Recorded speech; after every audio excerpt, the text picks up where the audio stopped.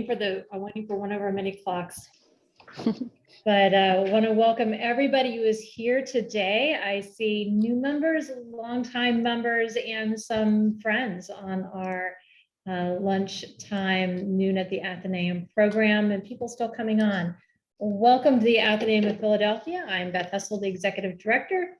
On screen, we also have Tess Galen, our events coordinator, front office admin. She carries many hats, not least helping our programs run smoothly. So we're grateful to have you here and our guest today for an exciting program. If you are new to the Athenaeum and just coming through because you found this program, we welcome you to our virtual events. We also have live events here in our beautiful library, which is a member-supported library since 1814.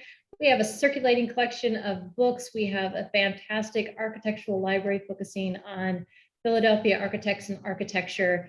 We are a community of people who love to read and learn about art and literature and history, music, and our built environment, and to have great conversations that help us pull those things together and learn how they influence and impact our daily lives as we go out and live in our neighborhoods. So welcome. And if you're interested in learning more and becoming a part of this community, we welcome you and invite you to contact us or go online, www.philaathenaeum.org, and join us. And it doesn't matter if you say Athenaeum or Athenaeum, we will love to have you here no matter what.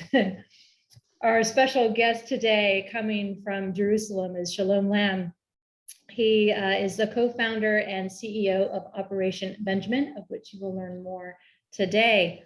He is a graduate of Yeshiva University and American Military University, an MA with honors in U.S. military history, who has published essays and lectured on a wide range of topics, including educational public policy, U.S. Civil War, and warfare policy. He's been an on-air historian with 2 full-length video productions about Jews in the Civil War, which have appeared on PBS, and has been engaged in quite a number of national organizations, including the Jewish Institute for National Security Affairs, or JINSA, the Hatzolah Medical Rescue Squad, and while serving in Soviet Ukraine in the early 1990s, launched Cans for Kiev, which provided food to the nutrition challenged in Kiev.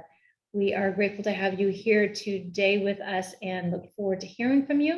At the end of Shalom's talk, we'll have Q&A. So put any questions in the Q&A or chat, depending what device you're using. You may have different options available, and I will moderate those at the end. So look forward to hearing more. Please join me warmly welcoming Shalom Lamm to the Athenaeum of Philadelphia. Thank you so very much, Beth, and thank you, Tess, for arranging this and being my lifeline to how to get this done. I appreciate it, and thank you all. I heard you've had a spell of bad weather, and I wish you all the weather that we're having here in Jerusalem, which is sunny and gorgeous and spring-like. So y'all come and visit, and I'd love to meet you here. My day as the CEO of Operation Benjamin consists of various emotions: majesty, solemnity, nobility, catharsis, tragedy, bittersweetness. These are the emotions that I run through on a daily basis in my passion project, which is what I do for a living. The Athenaeum is a repository of books and art, and it keeps records and tells stories. And so do our national military cemeteries. They're the keepers of precious records. And if we look carefully, they tell our stories, and those stories should be retold, which is so much of what we do, because there's so much to learn from our national history and from our individual sacrifices. So thank you to the good folks at the Athenaeum of Philadelphia for inviting me here today to discuss a little bit about what we do at Operation Benjamin. Let me tell you a little bit about what we do from just a background perspective. Most people don't know that of the 400 and some odd thousand soldiers killed in the war, 11,000 of whom were Jewish-Americans, Jewish GIs, that there are a few hundred, we think it's somewhere between 400 and 500, who were improperly buried under Latin crosses rather than Stars of David. And there they've been for these past 70, 75, 79 years. And there are lots of reasons. We'll discuss some of the reasons about how that happened or why that happened. But we've taken it upon ourselves to identify these soldiers, do very deep dives into genealogical research to make sure that the proof of their heritage is ironclad, and then find descendants, because that's an integral part of the process, introduce them to their long-lost family members. Many people do not have any idea that these people existed, or if they did, very often they were just vague, sort of dusty memories, because very often a mother would say, a child would say, "Tell me about Uncle Sidney," and the mother would say, I can't," and then she'd start to cry, and that would be the end of the conversation. And so a lot of these people have been lost to history, and we try to bring them back to life by telling their stories. They were immensely brave.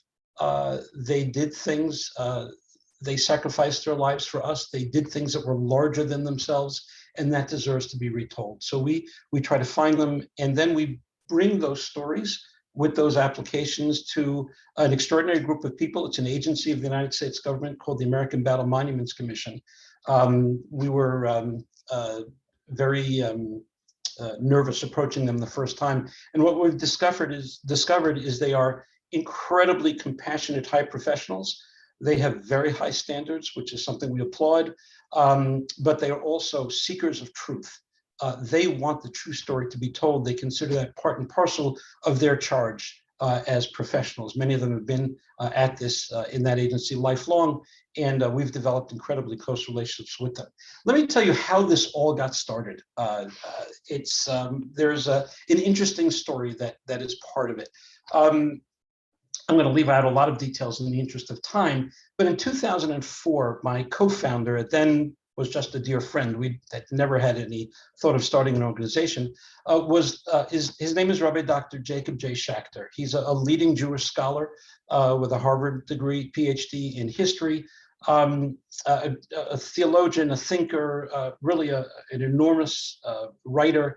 And he was leading a private tour for some people who were history enthusiasts, and he was leading this tour through France. It was 2004, the 70th anniversary of D-Day was coming up, and they were near Normandy. His father was a combat chaplain in World War II, was one of the liberators of Buchenwald, and he had this natural affinity to go to Normandy and to visit that cemetery. I don't know if many people on this call have been there. I can't encourage it more. It's holy, hallowed ground. You see these long, endless rows of crosses, and they're perfectly symmetrical. There's a sense of majesty to it, a sense of dignity to it that really is so hard to imagine. If you saw Steven Spielberg's Saving Private Ryan, the opening scene is at the cemetery at Normandy, and it gives you a real flavor for just how overwhelming a place this is. So he went to visit, took his tour members with him, and of course was overwhelmed. A few months later, he and I, we've known each other for many, many years. We're together at a party. A friend of ours' daughter got engaged. We went to the engagement party. And he said to me, I just came back from Normandy. It was extraordinary, but I was a little disturbed. I thought there should have been more Jewish stars than I saw. And that was it. That was the end of the comment. And as Beth said, I've got a background in military history, and it just stuck in my head that this was something that needed some investigation. I went home that night, became a little OCD about all of this, and really trolled the internet to try to figure out how many Jews, how many Stars of David there are in Normandy. And actually, it wasn't an easy thing to find. Punchline, for lack of time, is there were 149. Those of you who've been there probably know there are about 10,000 US soldiers buried, a little under 10,000 soldiers buried in Normandy. I'll give you the statistic: 2.7% of US fatal casualties, not wounded, but casualty, death casualties, were Jews. So one would expect to see about 270 Jewish stars there. But there were 149, and all of a sudden we had this tremendous mystery. Where were the missing Jews? Where did they go? And we wondered, was this an isolated incident? And so we started out in Normandy, and we figured, wow, and this was just curiosity, nothing more than that. Let's try to see what's going on here. So we tried to figure out a number of theories about why this would be the case. None of them proved to be true, but the one that did seem to be sort of overwhelming to us is just to give you a sense of the magnitude of World War II. I think our generation seems to forget it. There were 6,600 US servicemen killed every month during American participation in World War II. It's a staggering number, staggering number. Now just take a look at our own context in Afghanistan, in Iraq. Every life, of course, is precious. Every life has infinite value. But when there was a casualty, it was a national event. We're talking about 6,600 on average per month during our participation in World War II. So notwithstanding that America went to heroic efforts to identify each of the soldiers, there was simply, remember, the era before computers, there was simply a lot of room for a lot of mistakes. So, and if most soldiers were Christian, were Protestant, were Catholic, were any one of the Christian denominations, Methodist, then it would seem to make sense that if there was a mistake, if there was an error, it would default to a non-Jewish stone. So this sort of made sense. So to test our theory, we did something unbelievably unscientific. Now that we're actually very good at this, it almost seems a little embarrassing what we did. We just took a Jewish sounding name and we said, okay, let's make an experiment. Now, I don't know anything, well, I do today actually, but I didn't know anything at the time about genealogy, but how wonderful is it? My son married a wonderful girl, Sarah, whose father was a good armchair genealogist. And I called Steve Lamar, our third co-founder, and I said, Steve, we're wrestling with this problem. You're a genealogist. I don't know my way around Ancestry.com. Could you help us out? And he dug right in. This resonated with him as well. So we found this fellow named Benjamin Garodetsky. Honestly, it was throwing darts. We just picked a name out of a hat. And we started building a database of all the names in the Normandy cemetery. And we started doing categories of all these people. What are they buried under? What do we know? What do we not know? And slowly but surely, we built this database. We picked Benjamin Garodetsky. And wouldn't you know, through a little bit of digging, Benjamin Garodetsky's parents, who had come to the United States from Zhytomyr, Ukraine, were buried about 10 minutes from my house. So my wife and I went on a hot date to the cemetery. And we said, boy, what's that going to look like? And we went, and it was a Jewish cemetery, Hebrew writing all over the place. But Benjamin Garodetsky was buried under a cross. This mystery was just all of a sudden deep. And when you start doing this investigation, you see the parents, and you see the sister who predeceased him, and you see where they came from. You start getting, it starts becoming personal. And we started getting very involved in this story. So we reached out to the American Battle Monuments Commission, having absolutely no idea what we were doing, but really good intentions. And we really didn't get a very warm reception. We kind of didn't know what to give them. We just said, hey, guess what? We think there's a mistake. Steve, who was my co-founder and just wonderful friend, was also a Washington, D.C. lobbyist for his entire career. And he said, listen, here's how we should approach it. And we sort of got a little better at this. And we got to the right people at the ABMC who could not have been more kind in giving us guidance about what could be done, what could not be done, and the extremely high level of research that they would require from us in order to see if we could correct a historic mistake. One of the key items that they told us about, which was definitely a challenge for us, was even if we found a mistake, we weren't entitled to apply for a change to have that headstone changed. It had to be a family member that made that request. Well, go find a family member. Benjamin Garodetsky was killed as a young man. He didn't have kids. Go find a family member. And so we tried and we failed. And as hard as we tried, it was like the Three Musketeers, or more likely Three Blind Mice. We had no idea how to approach this. We really were getting sort of forlorn about the whole thing. And then we came up with an idea. It was the Hail Mary Pass. And we put an ad out in a newspaper called the Jewish Week, which is widely read in the New York area. And I'll show you the ad. Just do a little screen share. Hopefully this will work. And there it is on the top of the screen. It says, do you know the Garodetsky family? Garodetsky is a known alternative spelling. We say when Max died, who was the mother, when Blanche died, and when his sister Molly died, and they had a son, Benjamin. Benjamin was the person we were looking at. We gave a little hint that he died on August 23rd, 1944. Didn't say anything about soldiers or anything like that. And then we said where we knew they had lived, where they were buried. They were members of a Homler progressive, there was a sort of socialist society. And then we said, we're genealogists looking for the descendants of the Gorodetsky. So this was, I put in $200 and Rabbi Schachter put in $200. And this was our Hail Mary pass to try to find the family. Wouldn't you know it? A legal secretary called us and said, I once did some work for a family like that. They're in St. Louis. And they gave us a little hint and said, well, the nephew, great nephew, is a doctor in St. Louis, and he's a nephrologist. And the niece, or the great niece actually, belongs to a conservative synagogue, and she may be a judge. Those are the things we had to go on. So, like a good researcher and a little bit manic, we started calling every conservative synagogue in St. Louis to try to find these people. And ultimately, we actually found them. I called a few times and never got a return phone call. And then it dawned on me, why am I not getting a return phone call? Imagine if you got a call from somebody out of the blue and said, I want to talk to you about a relative who died in 1944. I really want to talk to you. Who would return such a call? It's obviously a scam. So what we did was we actually called the rabbi of the synagogue with whom they were affiliated. And that turned out to be a great idea. I asked for the number of these people. He said, of course not, but I will speak with them. If they want to call you, they'll call you. And they did. Ultimately, they called us, and it became this really wonderful discovery. They actually tried to get this headstone changed in the 1980s. They were unsuccessful. But we were successful because we actually at that point sort of thought we knew how to do it.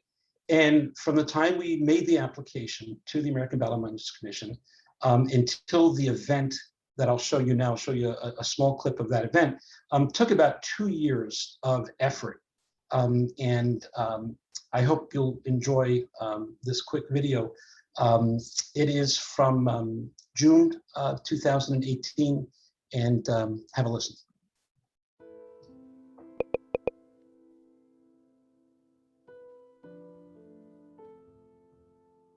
It's a great honor for me to welcome all of you to this most extraordinary space and to this most special occasion. I am deeply moved and humbled to have the opportunity to gather with all of you, to be here today, to express our gratitude to Benjamin Gorodetsky for making the ultimate sacrifice on behalf of the United States of America and freedom and democracy, and also to be able to bring him back into the bosom of his ancestral faith. I welcome all of you.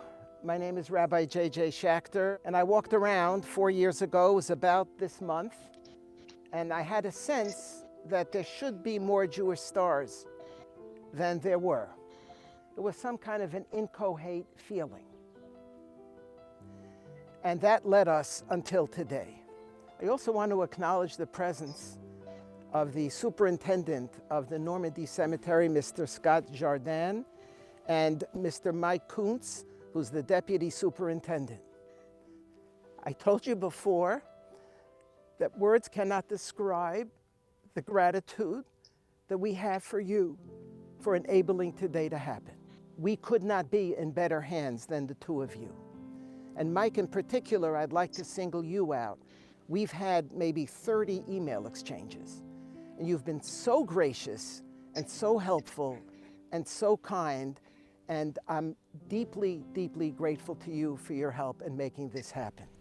It's been a week of fixing things that have been wrong for 74 years. Last night we buried a set of brothers together, and today we're changing the marker on a headstone and making it accurate.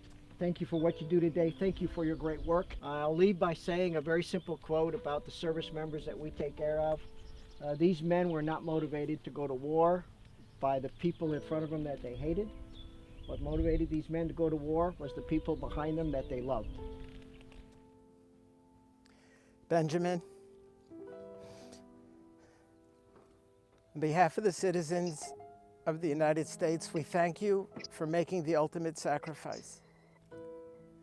And Benjamin, on behalf of the Jewish people,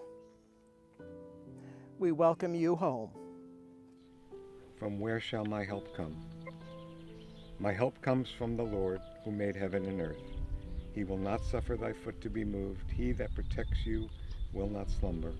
Shemonim shana v'rachbam amal ve'aven ki gatz chish. O Lord, may it be your will that our land be a blessing for all who live on earth, and that fellowship and liberty will dwell throughout the world. Did you bring anything special with you on the long voyage? A wooden toy carved for you by a beloved uncle? Were you sick in the hold from the rough sea? And when the ship steamed into the harbor, did you stand at the rail, your heart pounding at the sight of Lady Liberty? Did you know a Jewish woman wrote her words? Later wrote that every act of perception is to some degree an act of creation, and every act of memory is to some degree an act of imagination. The reason I mention this is that one of the obstacles to getting to this day was my own recollections. There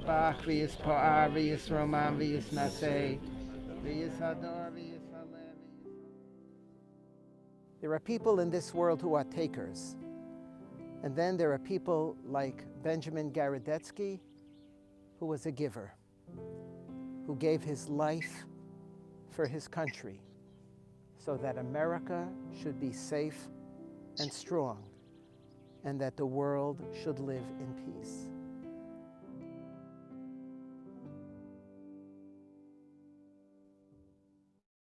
So welcome to our first event, and I get teary every time I see that, and it motivated us to say, wow, if we found Benjamin Garadetsky, how many others like this are there?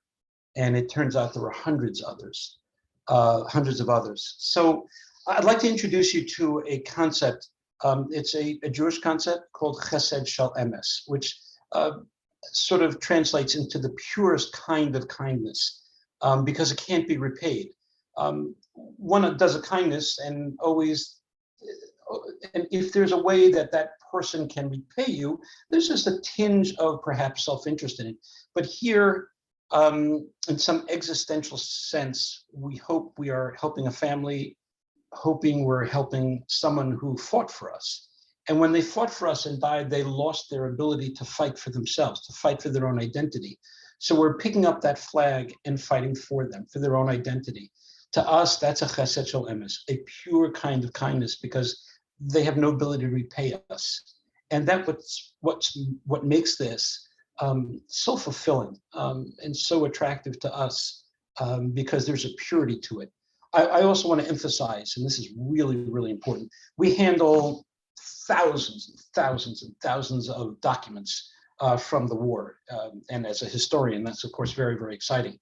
But it's very critical to emphasize, Jew or Gentile, it makes absolutely no difference to us.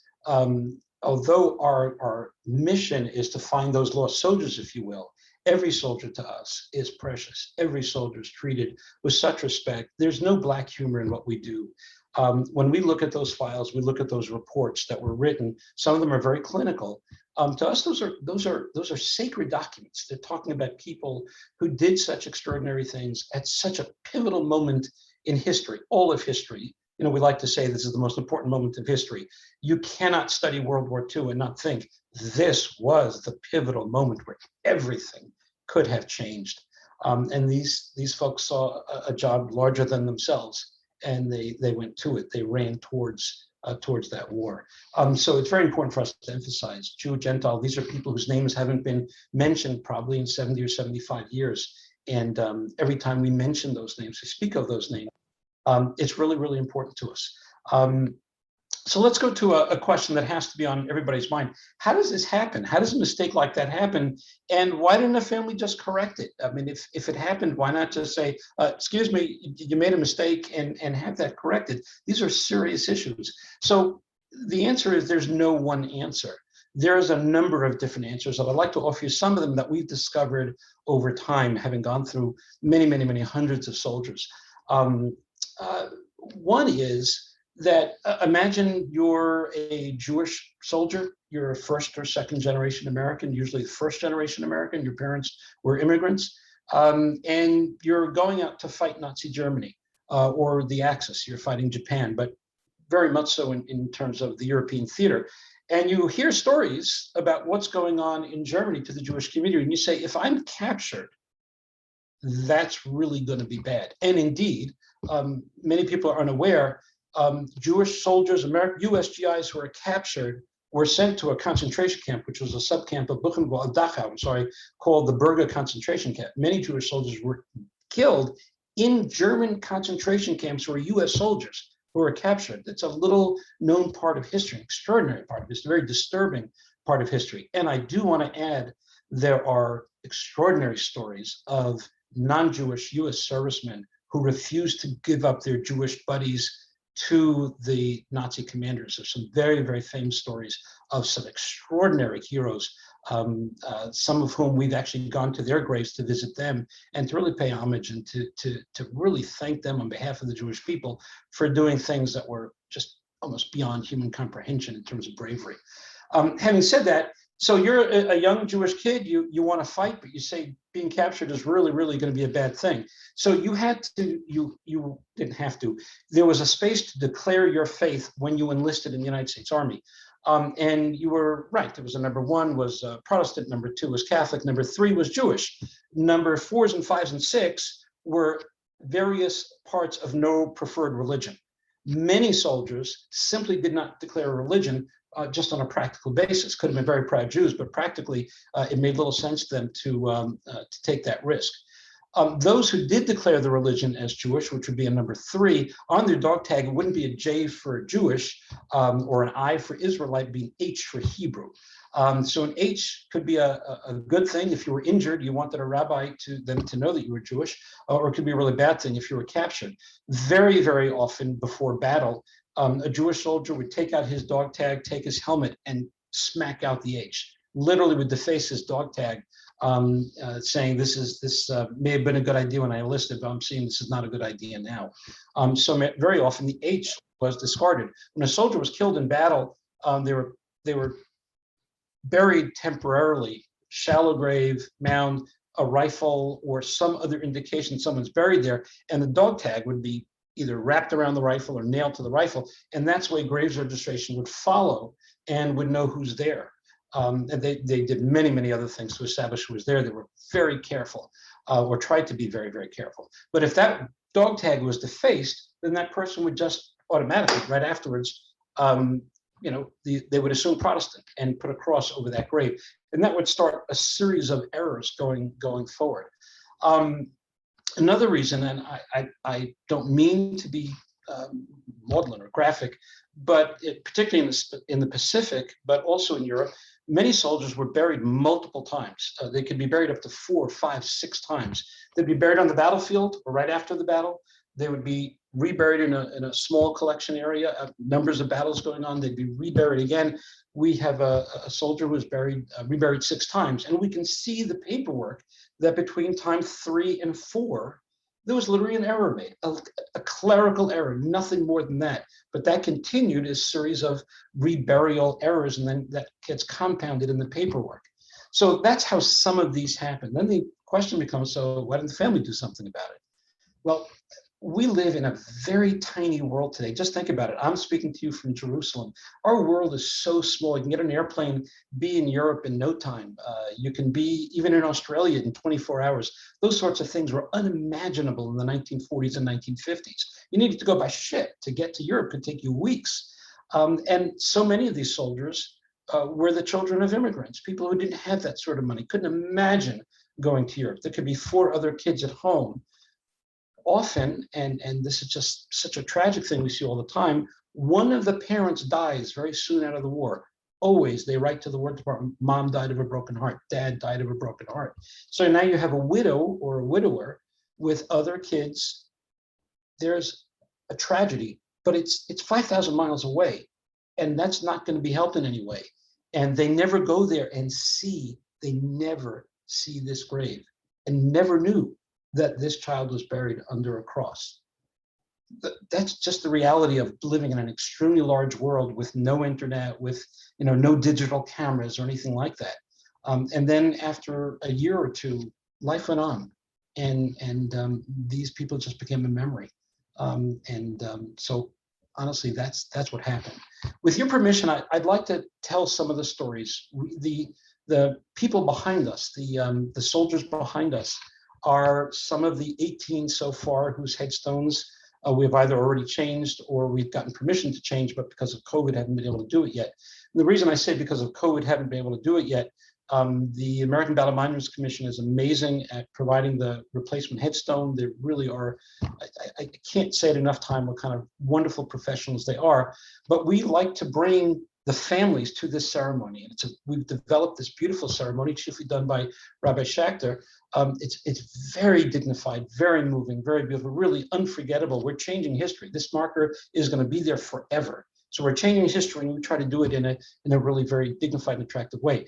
So we have these 18 who we've done, and we have about 35 in various areas of process of research. Some will be submitted to the ABMC within the next 30, 40 days, and then we have hundreds more in the pipeline.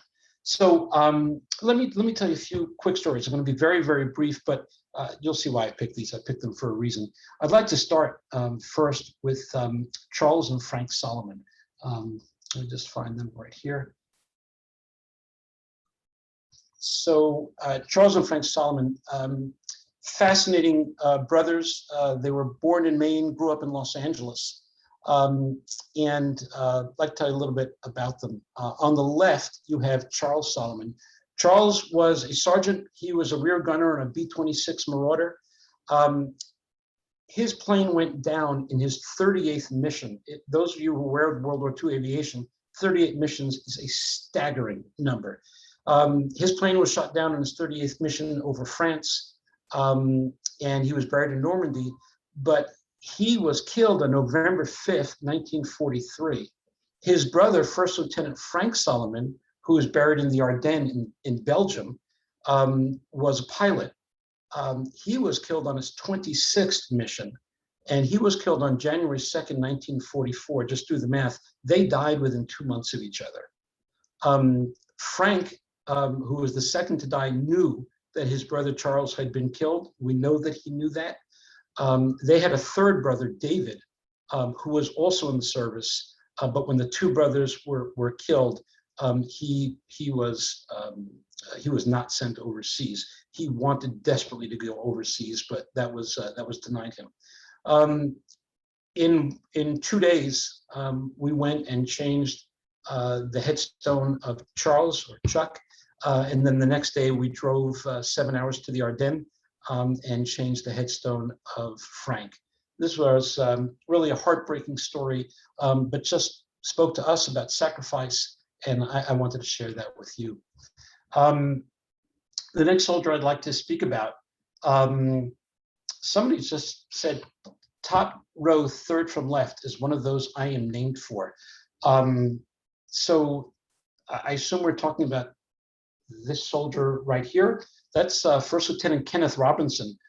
Helene Robinson, I would love to speak with you afterwards. That's really quite extraordinary. And there's another person who's watching who has told us that a soldier we will speak about is your great uncle. So these are pretty extraordinary things. Next, if with your permission, I'd like to go to Major Maxwell Papert. Major Papert is, let me just bring him up here. We could spend hours discussing the story of Major Papert. Max Papert is straight out of Hollywood. He looks here like a very serious and tough soldier. He was an old man relative to others. He was 38 years old when he was killed. Let me tell you about him, and you'll sort of get a sense of, whoa, this is quite an extraordinary character. Notwithstanding his army uniform, he actually was an agent or a spy of the OSS, which is the forerunner of the CIA. He was an extremely well thought of psychologist before the war. He was clearly brilliant. And when the war started, he started writing articles not connected to the military in any way about psychological warfare. The OSS saw these articles, read them, and they recruited him. And as Hollywood would have it, he didn't even come close to passing his physical. We have his actual physical. It's actually a riot. He needed to get a special pass to join the Army. And you would never guess in a million years that this sort of nerd, this brilliant egghead, would end up being any much of a soldier. It turns out he was a beloved battlefield commander. He had a famous saying, which he repeated often, and his soldiers loved him for it. And it was very simple. If they got it, I got it. And he was there with his men in the trenches. He was there in the head of his unit. Fascinatingly, really fascinating. He was one of the, everybody know what the Enigma Project is. The Enigma Project was the code that was broken in Bletchley Park outside of London, where we were able to read the Enigma machine. We were able to read the code of the Germans. He was one of the only battlefield commanders in Europe who was aware of the existence of this code, because obviously if a guy like this was captured, it could be utterly catastrophic. Well, here's the story. He was captured. He was captured in an unfortunately a crazy story. Went into a sector where the maps had shown it was under American control. The maps were not updated in time. Turns out it had gone back into German control. He walks into a trap. The driver is shot and killed. He's wounded. He's captured. Other passengers with him in this jeep are captured, and he's taken as a POW. Ultimately, he's killed. Again, all Hollywood, in an Allied bombing raid of his prison. And that's where Max Papert dies. Fascinatingly, we have the interrogation documents of the Germans, and we can see very clearly he never gave up a thing. And in fact, we also have letters from the OSS internally where they're just amazingly proud, if you will, of the fact that he never gave up a thing.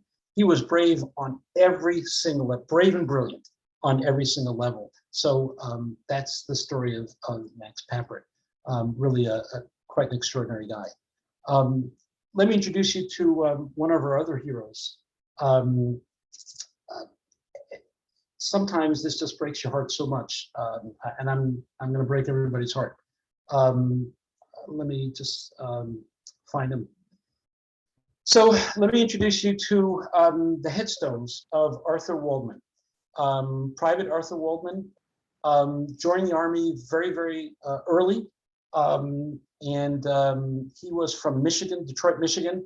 He enlisted in 1940.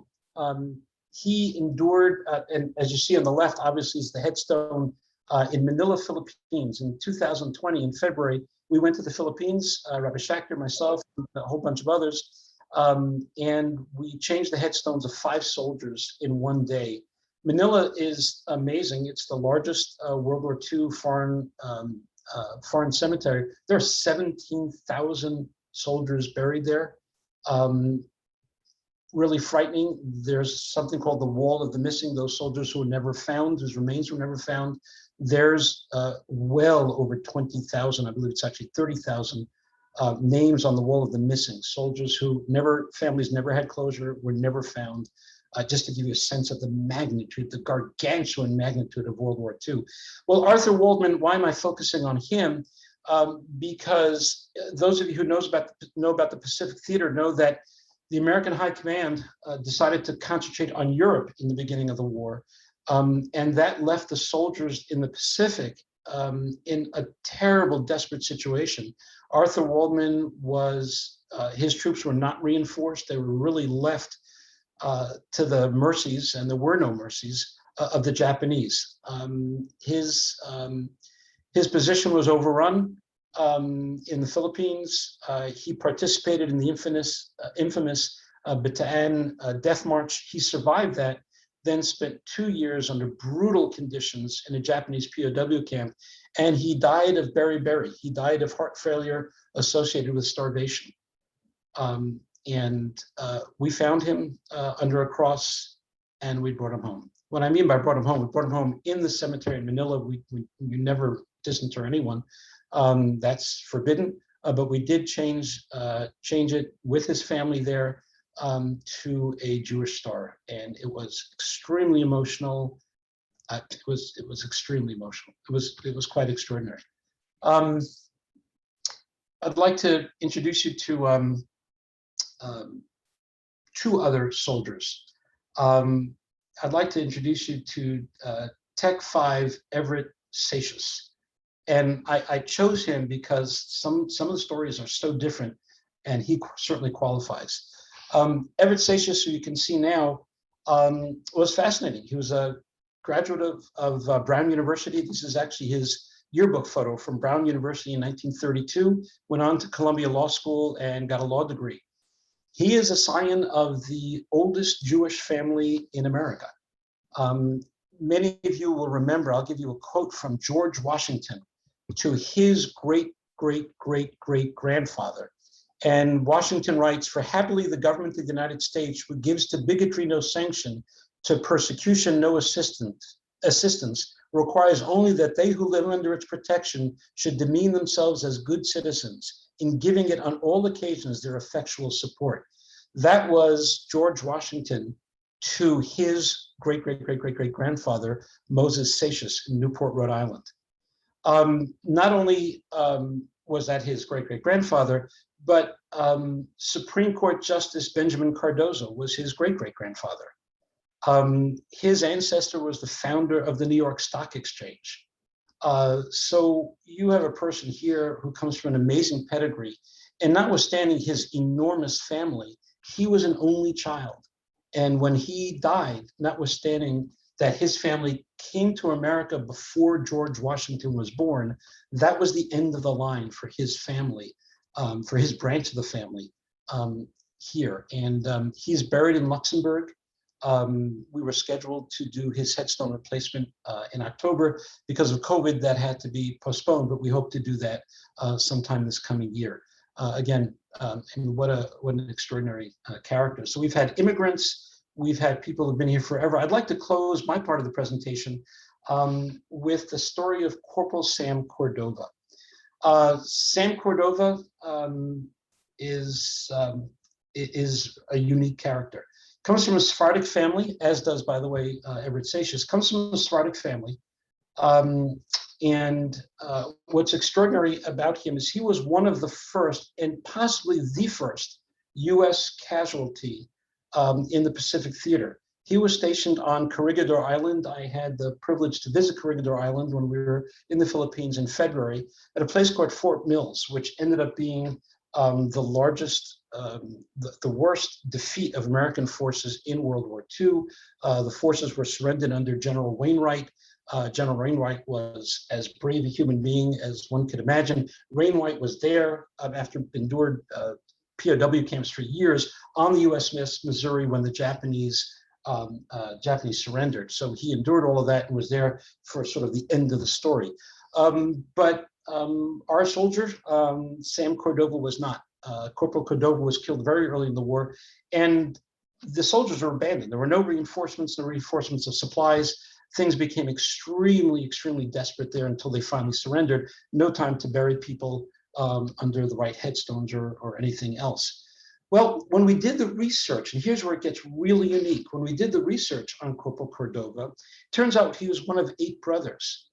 And it turns out that he had one surviving brother who was living in Florida, 99-year-old Harry Cordova.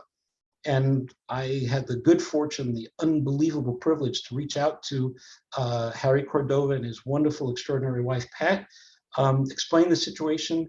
Harry had known that his brother was buried under a cross, but in those days didn't think you argued with the US government, didn't think there was anything they could do about it. And we decided, given Harry's advanced age, that we ought to try to get this headstone changed as soon as possible. There was no ability to travel to the Philippines at that time because of COVID, but we arranged for the Jewish community who knew us well because we'd been there before to run the ceremony for us there.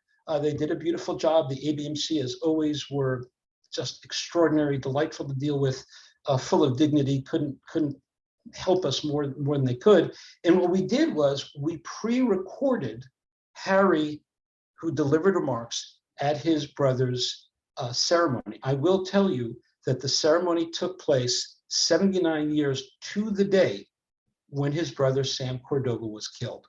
And I'd like to share with you Harry's magnificent remarks. My name is Harry Cordova. The young man whom we honor today, Sam Cordova, was my big brother. We were 7 boys growing up as a rambunctious Sephardic Jewish family in Los Angeles. While we felt the heavy weight of the Depression, we still enjoyed the freedoms and promises of America.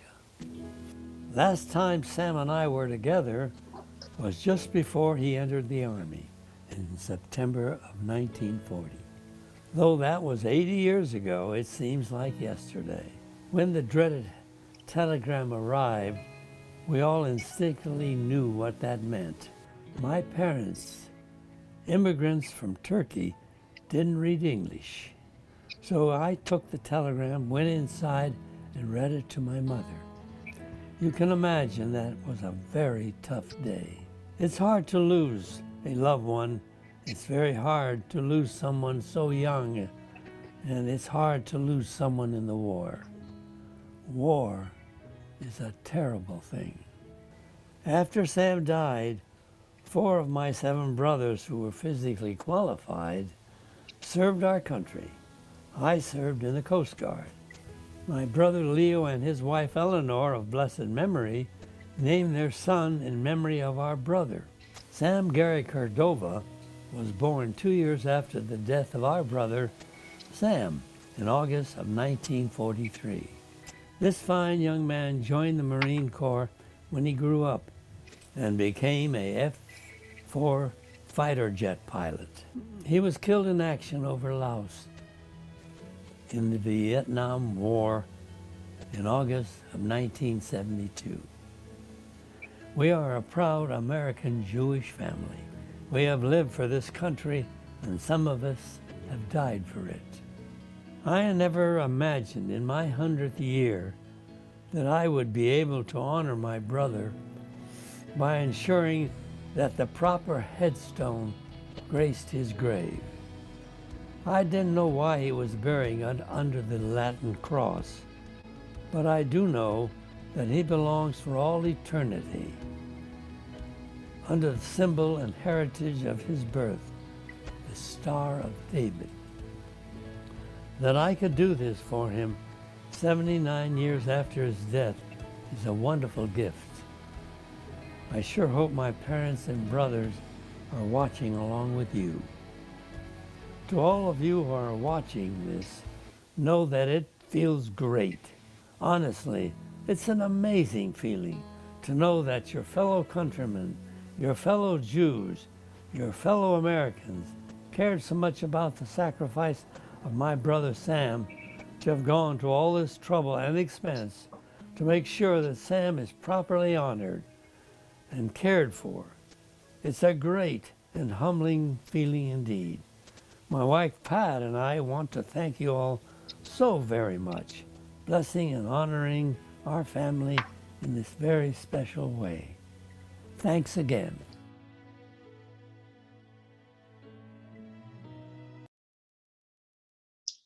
The story of Sam and Harry Cordova, just as a sort of a sad postscript. I know for certain this is one of the highlights of Harry's life. Harry passed away 2 weeks ago. And what a extraordinary and wonderful friend. We became good friends and really quite an extraordinary person. So that ends my presentation. If you want to know more about us, I invite you to go to our website at operationbenjamin.org. I guess that's the little plug. And following that, Beth, I'm open for questions and anything you need from me. Thank you, Shalom. This was it was really moving. I'm sure for many of us.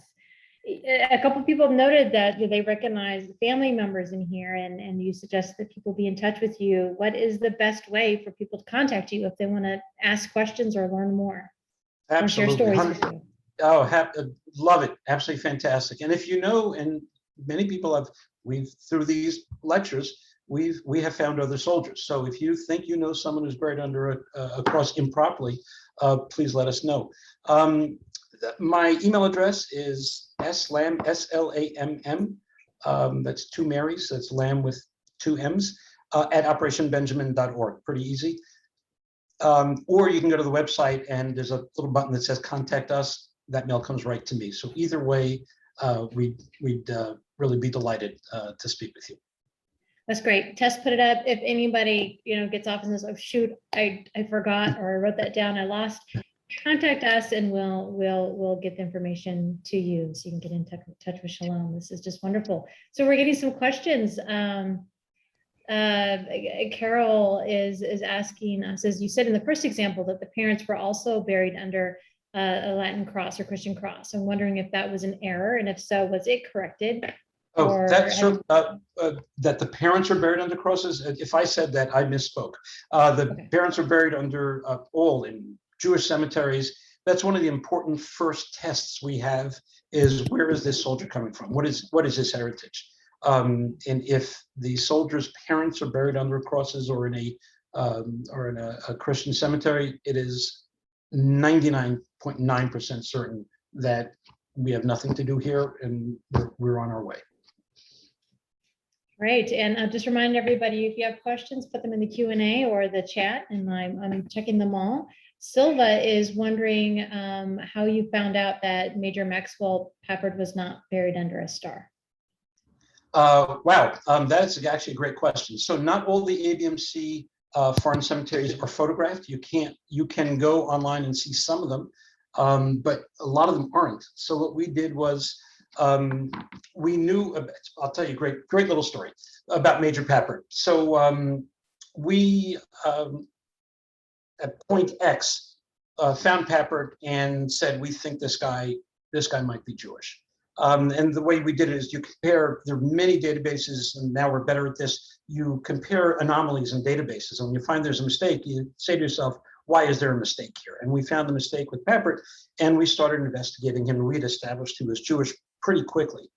A book was written by, God, I forgot the author, I think it's Peter Finn, if I'm not mistaken. He's a reporter for the Washington Post, and he wrote a really, really interesting book about an heiress called The Guest of the Reich. And wouldn't you know it, a person who features very prominently in this book is Max Papert. So the wife of the superintendent of the cemetery in which he's buried, which is in Lorraine, France, contacted us and said, I read this book. I was walking through the cemetery the other day. I saw Major Max Papert. I think he's Jewish. And that was fascinating because we'd already been working on it for months, but it was great getting that independent confirmation. Now, we didn't know initially that he was buried under a cross. First thing we do is we look it up online. Sometimes you find it. We didn't find it. So we have a photographer, a wonderful guy in Europe, who literally goes from cemetery to cemetery, and we have questions, and he photographs these for us. We've done, I don't know, probably 500 photographs now on people we're investigating. So shout out to our wonderful European photographer. Thank you. So Stephen Lamar kindly posted for everybody your Facebook page also to follow you. So thank you. Excellent, Steve. Thank you, Steve. So Steve, just to be clear, is one of my great friends, co-founder, and our kids are married. So it's really, it's amazing. There you go, family. Yeah, totally. Steve, also and Twitter. If anybody's on Twitter, you can follow on Twitter. So check that out in the chat if you are watching from home. Eileen thanked you for an extraordinary and educational program. And she also wanted to know if any women are buried in those cemeteries and if any of them are Jewish. So it's a great question. Women are buried in these cemeteries. As you can well understand, combat casualties were most often men, but there are certainly women who are buried. They were WACs, they were nurses, they were support personnel. We have a woman we're looking at now in Tunisia, who we think is probably Jewish.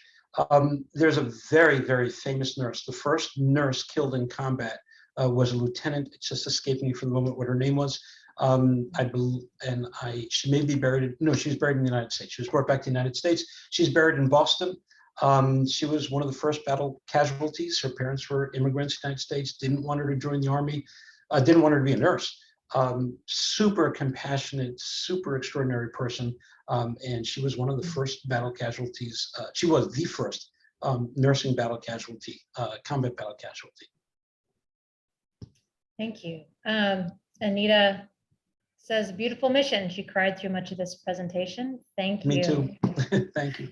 Yeah, it's I can only imagine. It still those people that you came to know, the family members you came to know very personally too, and the impact. Nothing like it. It's a great privilege. So Tess is wondering what happens to those old crosses. That's a very interesting question. So the crosses are actually, well, let me tell you something that most people don't know. When you go to these cemeteries, they are always in immaculate condition. And the crosses have been there for 75, almost 80 years. How is it they're in such perfect condition? And the answer is they are replaced every few years. They're kept by the US government as an honor to these soldiers. They are kept in essentially new condition. All the old headstones, Stars of David, crosses, whatever, when they're replaced in normal course of maintenance, or they're replaced in one of our ceremonies, they're ground up. They're destroyed. They're ground up, and that fine material is actually used at the cemetery.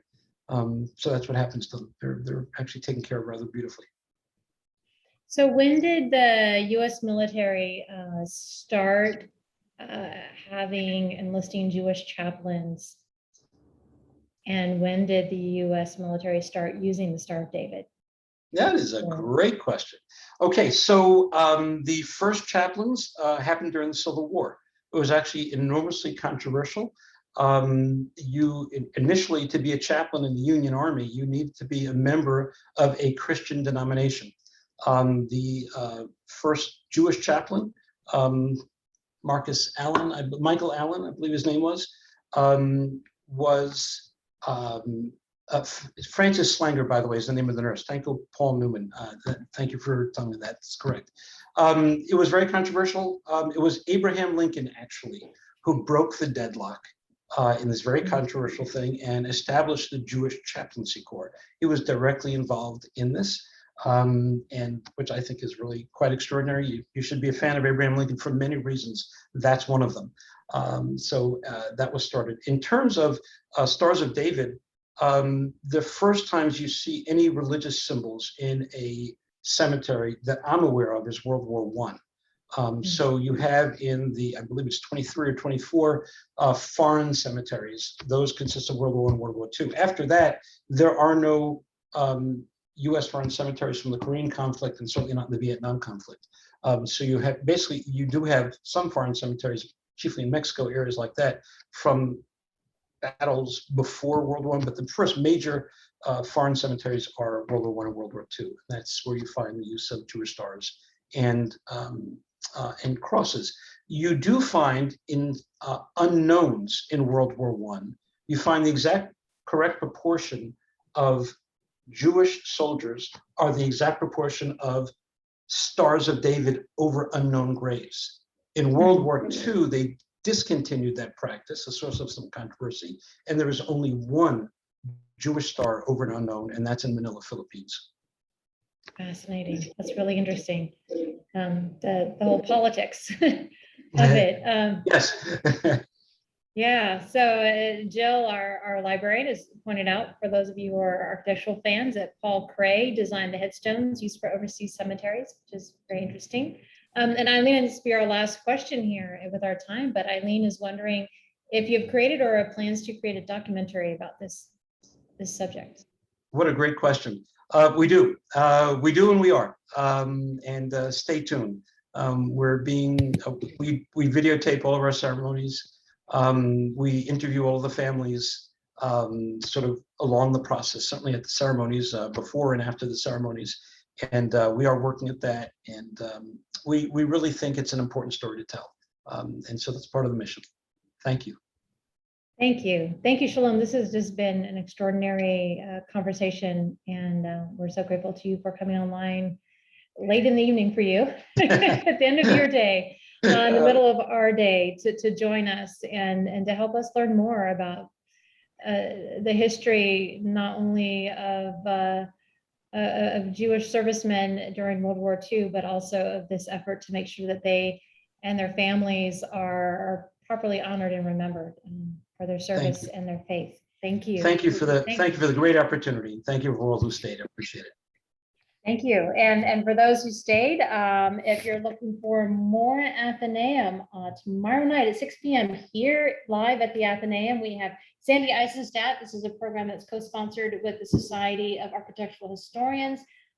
His most recent book, looking at modern spaces of electric light. So what has been the effect of electricity on our lives? It should be a fascinating conversation. Hope you'll join us at 6 o'clock. Don't forget to register with Tess, so we make sure we have enough chairs set out, but look forward to having you here. Next, 2 Tuesdays from now, November 9th will be our next noontime program with our very own beloved Ed Jakma about James Sterling, an architect who challenged and embraced what came before.